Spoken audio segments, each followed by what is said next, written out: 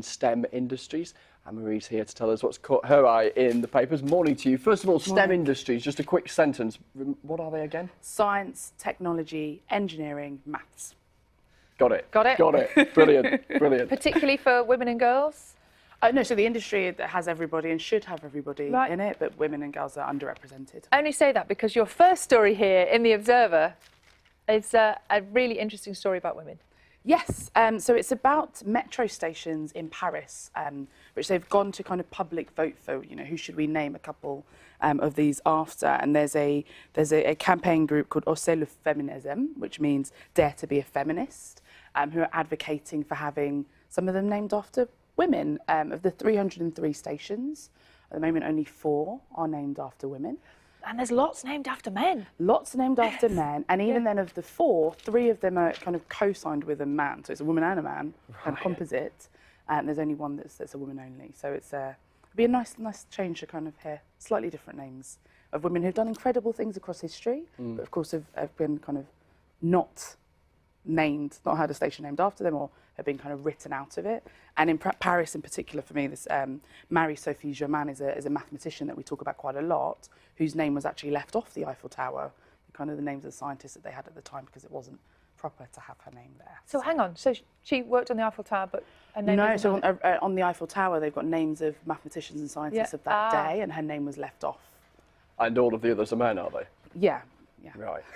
You can see there's legs in this campaign in terms of people making the case for changing things. Let's take a look at the inside of the Mail on Sunday. This has been in our news bulletins over the weekend. These extraordinary pictures from Glasgow, and then added to the fact that the extraordinary twist that, of course, this is the second fire at the School of Art. 2014 was the last one, and it was a kind of project, I think, gone wrong, and £35 million later. You know, the refurbishment was almost finished, months away from finishing, and now we've had another fire. Thankfully, no one has died and no one's got hurt. But frustratingly, this time, the venue next door, the O2 ABC, which we're hosting an event, or we were hosting an event in September for a load of girls and young women, music and technology being brought together, because, of course, Sauchiehall Street is the cultural centre. There's, you know, so much that goes on there. It's just really sad, actually. That it's got to this point again and had that kind of impact. It's so sad, isn't it? And you've picked out a story in The Sun this morning about Beyonce. Of course. And there's no picture here, just a little tiny piece at the bottom, so there's not really a huge amount for me to show you. But it is, you know, it's talking about the Beyonce and Jay-Z tribute to those who died at Grenfell. Yes, the Grenfell victims. So I was there on Friday. And it was really nice because that was their encore at the end. They kind of sang the song Forever Young together, and he had the Grenfell badge on, and it was really moving. It was lovely. And we actually were singing it as we kind of left the stadium at the end, kind of in tribute to them. And it's fantastic that it's got to that level and that they're also supporting. And it's just a little bit more of a, you know, we should have done more. We should be doing more for the victims still now. And, you know, if Jay-Z and Beyonce are looking this direction, then we kind of need to get our skates on, really, don't we? It's interesting, isn't it? It's artists using their platform in a positive political way. Yeah.